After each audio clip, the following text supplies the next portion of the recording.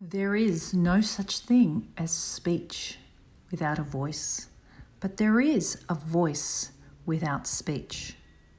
Voice can communicate without speech, but speech cannot communicate without voice. Everybody's born with a voice, but they're not born with speech. Speech comes a lot later in life. The voice is the baby's voice. You know, when the voice of a baby cries, or laughs,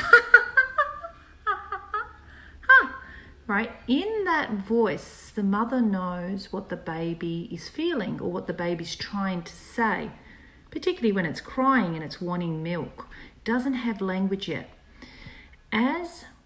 Speech, I would say, does have language in a different way, just through the voice. It is still communicating. And in fact, that type of communication it's a tone that anywhere around the world we would understand. Then later on, the mother says to the child as it grows, you need to tell me what you want. I need language. I'd like you to explain to me what it is and articulate what it is that you say. Now, depending on the ability of that child to understand speech and words, they will either be very successful at trying to get their message across or fail to communicate what they really, really want.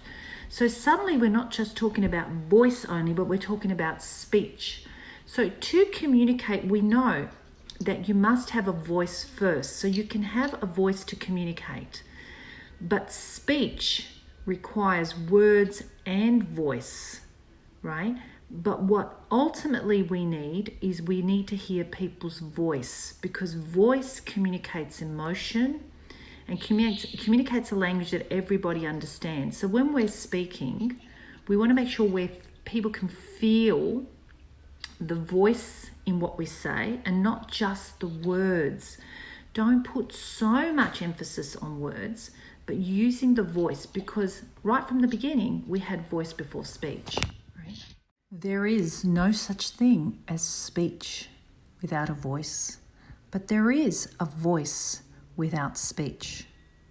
Voice can communicate without speech, but speech cannot communicate without voice.